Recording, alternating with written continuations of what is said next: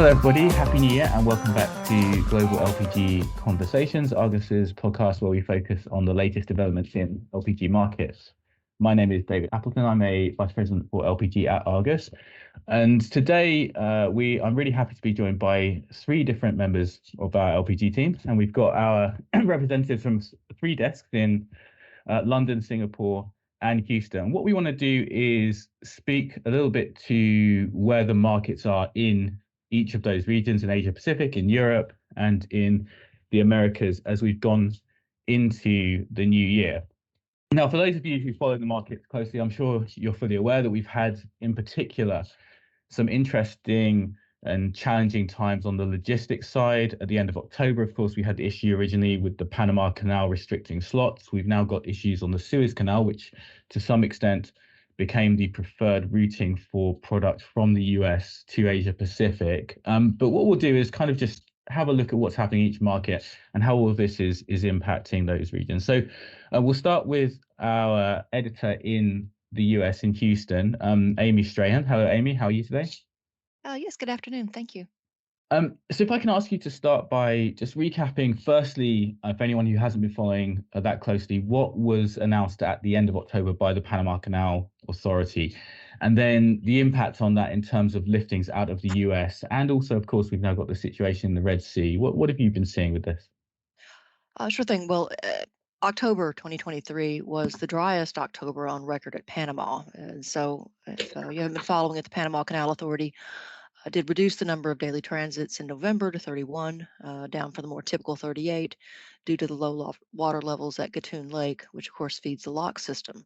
So for much of November and December, we saw more vessels loaded out of the U.S. Gulf, directing toward the Suez Canal rather than Panama, which of course is a longer 40 to 45-day transit to Asia. This also added anywhere from $75 to $100 per ton to spot freight rates, compared with Houston Chiba rates through the Panama Canal. LPG shippers that couldn't wait for the longer transits paid anywhere from $1 million to $3 million at auction for Panama transit slots in December, which of course adds another $22 to $65 per ton in costs along the Houston Chiba route. So in November, estimated waiting times at Panama stretched as much as 2 weeks, both northbound and southbound. And as the delays also lessened vessel availability along the global fleet, it also sent spot fixtures on a Houston Chiba basis soaring as high as $250 per ton in mid-November. But as far as U.S. impacts, it's important to note the arbitrage to Asia remained open during the fourth quarter.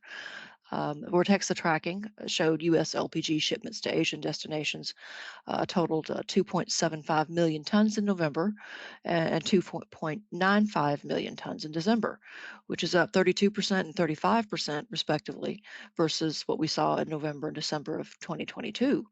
So most of these shipments went to China, South Korea, and Japan, which are destinations that are typically served by the faster Panama route. So U.S. shippers managed to keep exports at a steady pace despite the logistical delays.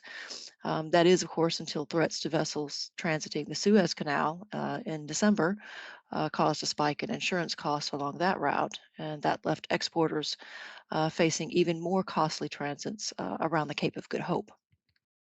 Okay, and then so we've obviously had these two different canal issues which have come together, and now we're into January, into 2024. What does it mean for the US market, and how is it adjusting to these changes? Sure. Well, here in the U.S., the higher shipping costs tightened netbacks into Asia. So when we saw, spot terminaling fees on cargoes out of the Gulf Coast, those has risen as high as 20 cents per gallon at the end of October, but they fell to an average of around 6 cents per gallon in December, which equates to Mont Belvieu plus $31 per ton. Propane prices at the benchmark Mont Belvieu, Texas, risen sharply in January on the back of gains in crude and this colder weather forecast here in the U.S. throughout much of the country.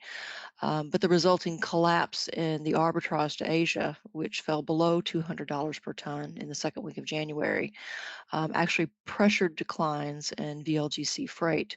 So this past week, Houston Chiba fixtures fell below $130 per ton this week via the Panama Canal. In the first couple of weeks of January, at least 3 VLGCs loading out of the U.S. Gulf Coast to Asia via Suez. And then another 2 started transiting toward Indonesia versus the Cape of Good Hope. So far, we've seen in January, though, the majority of the rest of the vessels are still directing toward Panama because waiting times at the Panama Canal have actually improved quite a bit.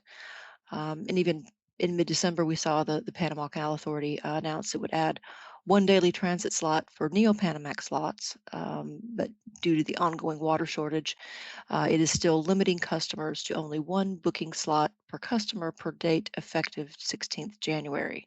So for prompt booking periods 15 to 30 days forward, priority still given to full container ships, followed by liquefied natural gas, followed by LPG.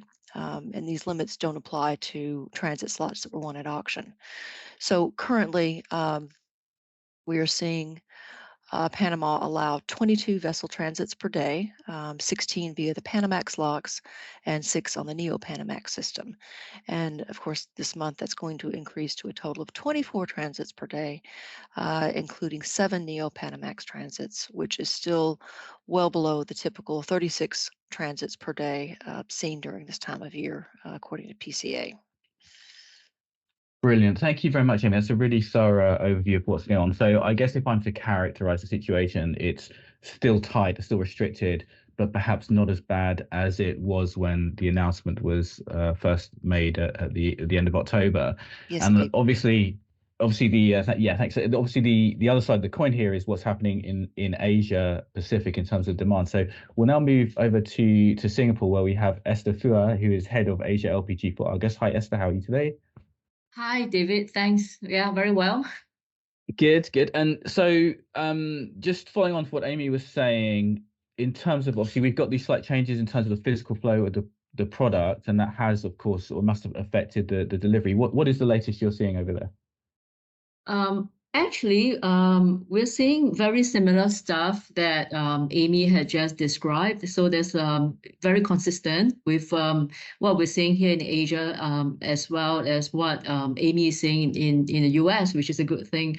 I think given the limitations, we haven't seen US exports drop anything dramatically. In fact, I think US exports last year stood, at a high of 60 million tons, which is up 15% from a year ago. And the largest market in China, they upped their imports last year by 17%, or 4.5 million tons, which is still a decent growth by our estimates, given all the bad news and struggles that we hear out of China. But those were obviously early days because the announcement came in, like you said, end October. And so we wait to see more impact this year.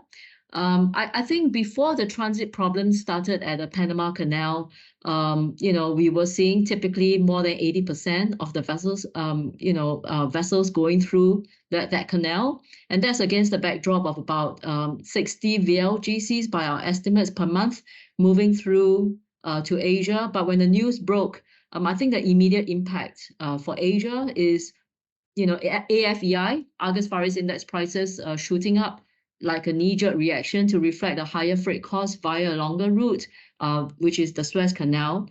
And back in November, I think, from what I recall, the freight cost difference between Houston Chiba via Panama and via Suez was about $100 at the time, which is huge. If we compare that with today, that difference via the two waterways is back down to $40. So in addition to this higher freight cost, also added into the CFR price was the cost of uncertainty. So anyone going through the Panama Canal faced the possibility of high auction fees, which is something that Amy also mentioned. And I remember, as early as December, a Japanese importer paid 3.9 million tons dollars for the as auction fee. And that really compares with a low of about $100,000 a few weeks ago that was reported in the market. So I think that one of the problems was that sellers at the time cannot be sure how long their ship will be delayed from having a passage slot, and hence incurring the ship waiting time, and how much auction fees they had to pay to get a passage slot. So these factors naturally drove August Paris Index prices up towards the end of 2023, which in itself was a market function of accommodating the high freight rates and keeping the US to Asia arbitrage open. So all that is kind of like happening in November and first half of December. But since second half of December, we started seeing the freight weakening.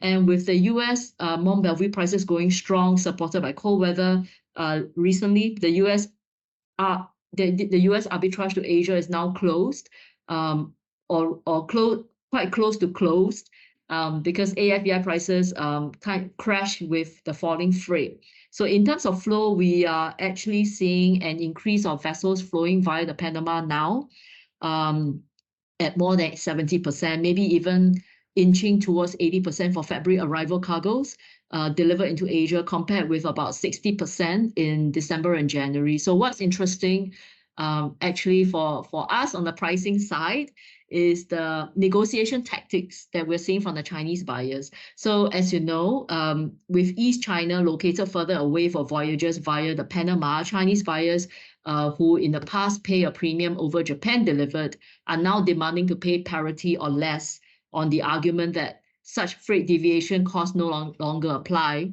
if the cargo came via the Suez now. And because demand in Asia has been very weak, so the buyer seems to be getting that way because overall demand is so underwhelming that the market isn't really supportive of higher prices. Right. So I think going forward, right, the shift towards flow via the Panama or Suez could become a dynamic thing on its own. So we have to always consider delivered values into Japan and China as separate and independent from each other, because increasingly they're going to flow from separate waterways. Right. Instead that's of really interesting. being a freight function of each other. Yeah.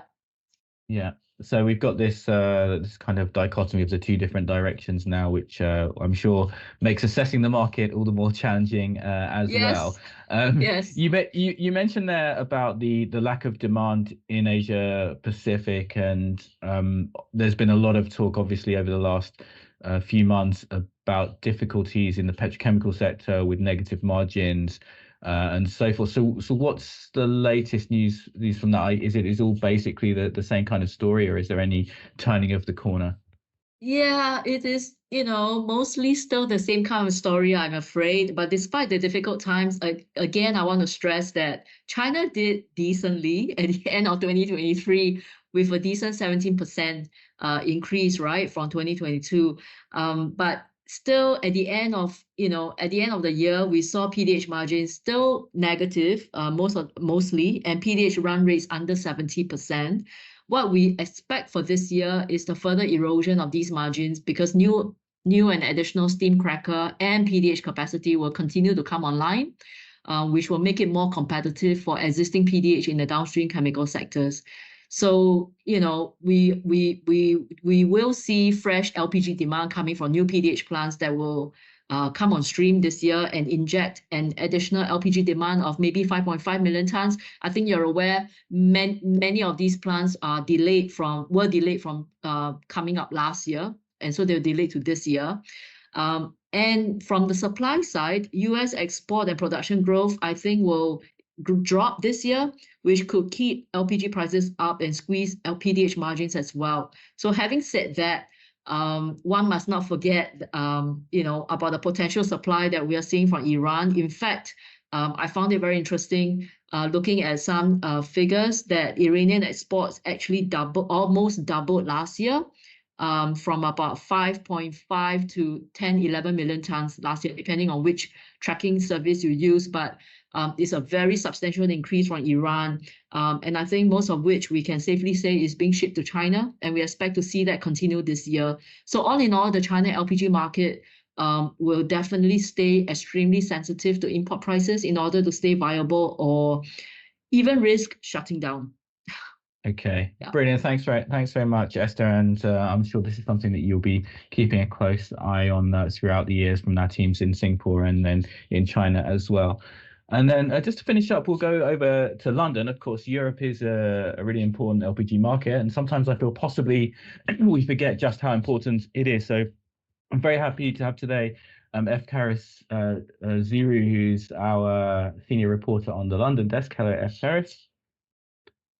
Hi, David. Yes. And I believe this is your first time on Global LPG Conversations, so welcome. And I just want to start with a question referring to specifically to the European market. I believe propane and butane ended 2023 pretty weak relative to crude, I guess to some extent in line with the large amount of availability that we have globally. How's the year started? It is actually pretty cold here in London. Is that leading to higher prices on the CIF large cargo basis? Yes, you'd be correct to believe that both propane and butane ended last year on a weak note. Mild weather towards the end of 2023 in Europe capped most buying that typically emerges around winter time, which is used as a heating fuel. At the same time, Panama Canal restrictions had a severe effect on US exports to Europe. As we heard from Amy, the resulting queue meant that vessels had to find alternative routes, complicating deliveries to the east and adding a great lot to the transportation cost. As a result of this, we saw several vessel reroutes, and it made financial sense for US product sellers to offer into Europe. Unfortunately, they offered at a period of time when demand was really tepid, and had to table cargoes at a discount to prompt paper to attract any buying. This kept propane prices at very low levels for the season and have hovered at a relatively low level so far this winter.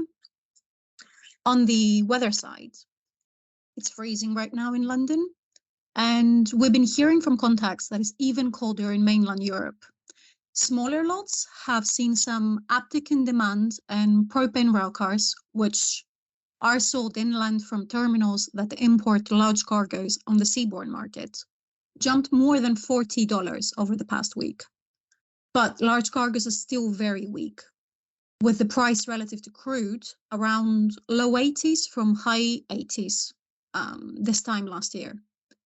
Looking ahead, early forecasts indicate that the current cold snap will end soon, but icy conditions could return and last till mid-February for most of Northwest Europe. Average or below average temperatures will most definitely buoy the market sentiment, at least for propane. Plus, the lighter grade is also expected to see some restocking soon. I've been hearing from contacts that February might be more active, but the only certain thing is that the European market will remain extremely volatile over the coming months. Okay, very interesting. And then if we just briefly return to our first topic here, which is around flows and the canals and so forth, that obviously Europe sits much physically closer to the US than Asia and doesn't have that bottleneck. And so what sort of impact has resulted from that in terms of the trade flows? And what do you think will be the impact in sort of the coming quarter?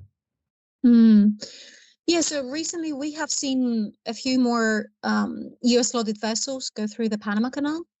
We have been closely monitoring the passage, and the latest data for January showed that about 35% of all US LPG exports were able to go via the canal so far this month, obviously, compared with 33% in December and only 26% in November. So this has alleviated some of the downwards pressure in Northwest Europe, and if demand picks up significantly, we might see the market strengthening. Okay, brilliant. Thank you very much, Efcharis. Thanks, Amy, and thanks, Esther. It's really great to hear from you all, and I'm sure those insights will be very useful to our listeners. Just to note that obviously these topics are important to the global LPG markets, therefore Argus covers them both in international LPG, our daily pricing report, and I would like to note that in Argus LPG World there was some really excellent analysis with the outlook for 2024 and ideas about what's going to be affecting the market in the coming months, which was covered this week. And of course, we also have the Argus LPG Outlook, which has our price forecast in it as well. So don't hesitate to get in touch with us if you're interested in any of those reports. Thanks again very much, everybody. And we'll wrap things up there.